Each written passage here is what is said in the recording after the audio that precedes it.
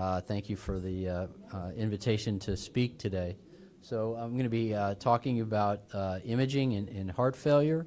I'll be talking about three techniques initially: echo, nuclear techniques, and CMR, and then how they apply in various cardiomyopathies: ischemic cardiomyopathy, myocarditis, non-ischemic cardiomyopathy, hypertrophic cardiomyopathy, sarcoidosis, and amyloidosis. So let's start with echocardiography. This is a patient with hypertensive heart disease, normal systolic function, but diastolic dysfunction. So clearly, ejection fraction is actually hyperdynamic, probably over 70%, and our eyes can tell that well. But do we have ways of automatically doing that? So there's emerging data that artificial intelligence is able to measure ejection fraction well. This is a paper from David Ouyang in Nature in 2020, suggesting in a large series of patients that or echoes that were the computer was trained to interpret LV function, and the ejection fraction error compared to trained observer was 4%. And in terms of classifying the ejection fraction as to whether it was below or above 50, the area under the receiver operating curve was net 97%. So AI is able to measure ejection fraction quite accurately.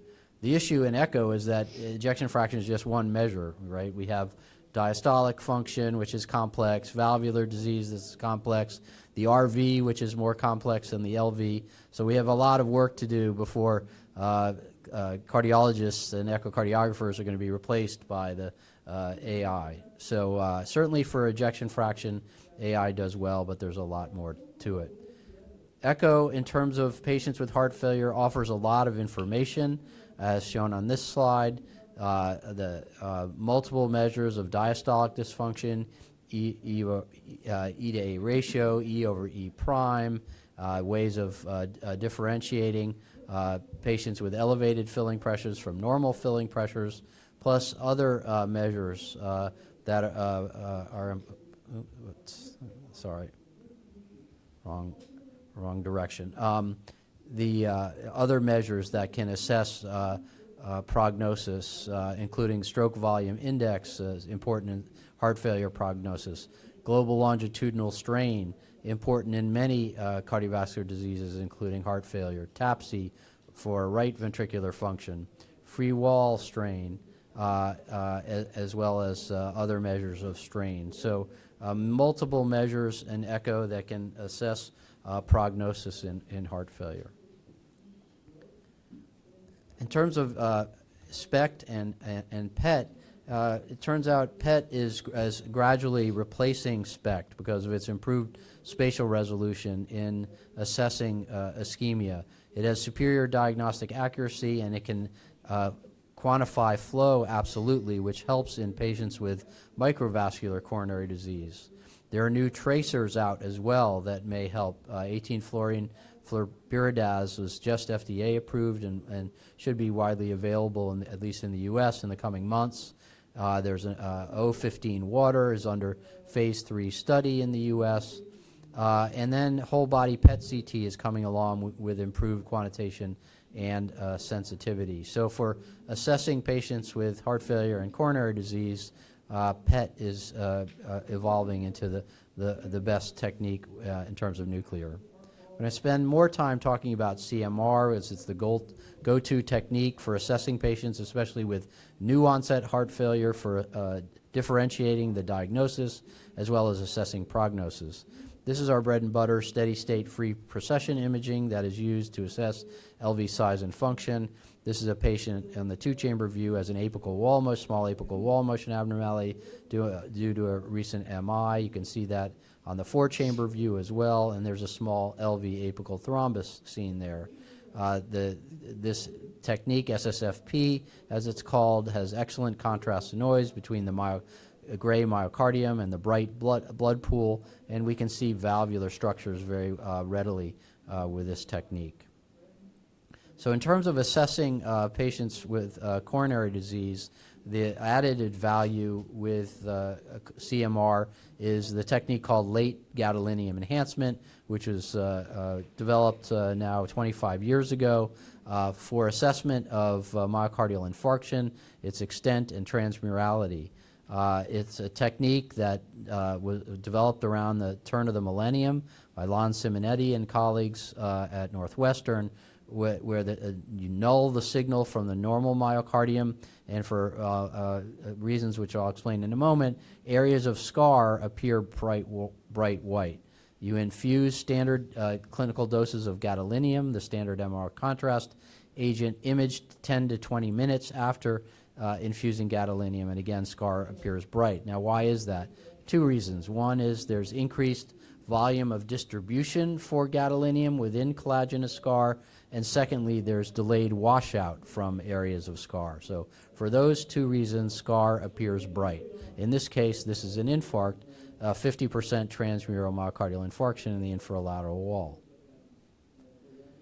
This technique has been used in this seminal study, New England Journal, by Ray Kim and Bob Judd, showing that it can be used to predict recovery of function in chronic and acute coronary disease. This is a study of 50 patients imaged before revascularization, most of them CABG, a few acute MI. 804 of the over 2,000 segments were dysfunctional at baseline, and most of those had areas of late gadolinium enhancement. For example, this patient who has a transmural infarction in their anterior wall from an LAD occlusion. This patient has a 50% transmural circumflex territory infarct, and on the right is a patient with a 25% transmural small right coronary artery infarct. Well, how did these different flavors of infarction, different transmuralities, fare with revascularization? Well, if you had no enhancement, there was an 80% likelihood that that segment would recover function. If you have more than 50% enhancement, there's little likelihood of recovery of function. So those segments are non-viable. Well, why didn't all the segments with no enhancement recover? Well, there are maybe other reasons for dysfunction in those segments. They may have other underlying cardiomyopathy, hypertension, amyloid, what have you. There may be tethering to infarcted segments. And lastly, there may have been incomplete revascularization. So there are reasons why 20% of segments do not recover. Then there are these interesting segments between 1 and 50% late gadolinium enhancement. It's no better, the anatomy alone is no better than a coin flip for predicting recovery of function. Well, our lab and another has shown that in these segments, the response to inotropic reserve, the response to low-dose dobutamine so the physiology does better than the anatomy alone at predicting recovery of function. So there are two types of fibrosis in cardiovascular disease. One we just talked about, replacement fibrosis, where if you biopsy this patient, you'd see confluent scar. But here's a patient with hypertensive heart disease. There's no visible scar. But if you biopsy this patient, there's this lacy interstitial fibrosis. Well, there's scar here that we can't see, but with CMR, we can quantify it. How do we do that? Again, with gadolinium. You can see in this patient at the bottom right, if you image them 10 minutes after gadolinium infusion, there's a lot of gadolinium left in this lacy blue collagen layer. If you measure the gadolinium is a T1 shortening agent, so if you measure the T1 of the myocardium, it's shorter than in the patient who doesn't have interstitial fibrosis.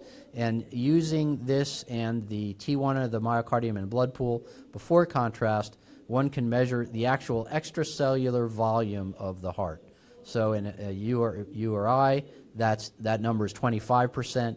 In other cardiac diseases, that ECV rises into the near 30 or above 30, and we'll talk more about that in a moment. The other technique that we use in CMR to assess myocardial edema is T2 imaging and T2 mapping. You see in this patient with myocarditis, they have this bright signal in the infralateral wall that represents myocardial edema. So let's turn to other diseases now and how MR and SPECT, PET can be used to characterize them. So first, myocarditis. I was privileged to be part of the writing group that rewrote the Lake Louise criteria, now dubbed Lake Louise 2, for diagnosing myocarditis. First, you have to demonstrate evidence of edema by T2 mapping, which I just mentioned, or T2 weighted imaging, but mapping is preferred, or evidence of increased interstitial space, either by late gadolinium enhancement or by increased T1 or increased extracellular volume, which we just spoke about. So edema, increased interstitial space are the hallmarks of myocarditis in the right clinical setting. Supportive criteria include the presence of a pericardial effusion and or regional or global LV dysfunction. Turning to dilated non-ischemic cardiomyopathy, about 25% of patients have this interesting mid-wall stripe of late gadolinium enhancement, shown here on the four-chamber long axis and here in the short axis. So the other 75% have no scar. As I'll speak about in other topics, scar in the heart is bad for you, and that's true in non-ischemic cardiomyopathy, as shown in this study from the Royal Brompton Hospital, Gulati and colleagues in JAMA, now a decade ago. 472 patients followed out 10 years. The patients with scar did worse in every way you measure. All-cause mortality, CV mortality or need for heart transplantation, sudden cardiac death or aborted sudden cardiac death, heart failure death, hospitalization or transplantation. The presence of scar was associated with adverse outcome. Scar in the heart is bad for you. Same is true in hypertrophic cardiomyopathy. This is an example of a four-chamber long-axis cine CMR in a patient with reverse septal curvature morphology and apical HCM, a mixed morphology. CMR is the gold standard for measuring LV mass, volumes, and hypertrophy. We can measure LV outflow tract gradient and mitral regurgitation, but echo is really the gold standard for that. But what CMR gets you that echo does not is measure of myocardial scar. So these are 6 different patients with HCM. Patient A has no scar. Patient B has what looks like transmural scar in the anterior wall, but there's subendocardial sparing, so that can't be an infarct. And there's mid-wall scar here in the infraseptum. Patient C has the classic form of scar in HCM. That's at the RV insertion site. And patient F has massive septal hypertrophy and this diffuse scar in their aneuroseptum. Well, as we've shown in the HCM registry, which I'll discuss in a moment, and others have shown, 50% of patients with HCM have any scar. So that can't be used to predict outcome. But as it turns out, as shown by this paper by Marin and colleagues in Circulation in 2014, it's the extent of scar that may be more important than the presence. They showed that once you have scar that's more than 15% of the LV mass in HCM, the rate of sudden cardiac death doubles. And you can see this stepwise increase in the number of sudden cardiac death events as you go from no LGE to up over 20% LGE. And it was this paper that why the guidelines were changed in 2020 in the U.S. to include late gadolinium enhancement as more than 15% as a class 2B indication for an implantable cardioverter defibrillator. Stefan Neubauer and I are co-principal investigators of the HCM registry or HCMR study that we hope to complete in this calendar year and publish in the next calendar year. It's a registry of 2,755 HCM patients from 44 sites in 6 countries in North America and Europe. And we were recruited and we performed imaging, genetic testing, biomarkers, and have followed them now for a mean of over 8 years. This is the baseline paper that was in JACC a few years ago. We were able to split these groups into 2 broad, relatively distinct populations. About 40% of patients had an identifiable sarcomere mutation. They typically had this reverse septal curvature morphology. They were the patients who had scar in their heart, and they didn't have LVOT obstruction because of where their hypertrophy was. Contrast that to the 45% or so of patients who had isolated basal septal hypertrophy. They did not have a sarcomere mutation. They were, in fact, have an underlying polygenic risk for HCM, superimpose the environment of high blood pressure and obesity, and they get asymmetric septal hypertrophy localized to the base. They had little to no scar and more LVOT obstruction. So as we follow these patients, it's our hypothesis that these patients that are at risk for sudden cardiac death and these patients who have heart failure symptoms and need cardiac myosin inhibition, alcohol septal ablation, or myectomy. Turning to sarcoidosis, this is a meta-analysis from our group a few years ago showing that, again, scar in the heart is bad for you regardless of the underlying disease. In sarcoid, this is a meta-analysis of 11 studies, over 800 patients, followed for 3 years. Six-fold increase incidence of the combined outcome of all-cause mortality and ventricular arrhythmias, and a strong trend to predicting all-cause mortality. And the latest EP guidelines suggesting more than 5% scar in the heart in sarcoidosis is an indication for a defibrillator. PET and CMR are complementary in sarcoid. This is a paper from the Brigham with FDG PET as well as rubidium PET for perfusion, showing, and inflammation is very important in sarcoid. Late gadolinium enhancement in sarcoid shows where granuloma are, but doesn't differentiate whether those granuloma are inflammatory or not. PET does. So CMR is the initial screen. PET is done to identify where inflammation is. In this study, the combined abnormal perfusion and inflammation showed that the patients had the worst prognosis. If you only had one, they had an intermediate prognosis. If PET was normal in both domains, the prognosis was best in the green line. And lastly, a word about amyloidosis. This is a classic diffuse subendocardial pattern of late gadolinium enhancement in amyloid. Now, late gadolinium enhancement in amyloid is not scar. It's the replacement of myocardium with beta-pleated sheets of amyloid fibrils. So there are two classic patterns in amyloid. One is this diffuse subendocardial pattern. The other is transmural late gadolinium enhancement. And you can assess prognosis based on the pattern of LGE. If there's no LGE, prognosis is excellent. If there's transmural LGE, prognosis is the worst, though most of those patients have ATTR amyloid. If you have subendocardial alone, the prognosis is intermediate. And again, a meta-analysis from UVA led by Jonathan Pan, who we're hiring onto our faculty this year.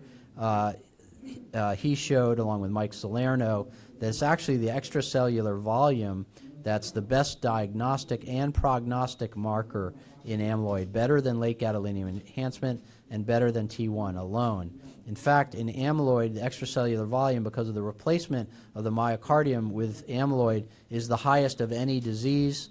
In HCM, the ECV is about 30. In early amyloid, ECV is in the mid to high 30s, but in late stage amyloid, ECV can be as high as 50s to 60s, so that means 50% of the heart is replaced by amyloid. Pyrophosphate scanning is important to differentiate ATTR from AL amyloid.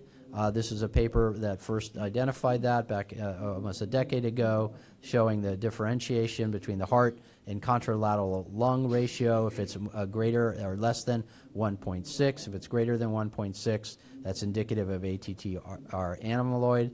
The test is 99% sensitive, 86% specific for ATTR. False positives are due to AL amyloid. So one has to do ATT, if suspecting amyloid, pyrophosphate scan is needed, plus light scan, blood needs to be sent for light chains as well. And there are emerging PET agents to identify amyloid as well. 18-fluoride florbetapir will likely be approved over the next couple of years.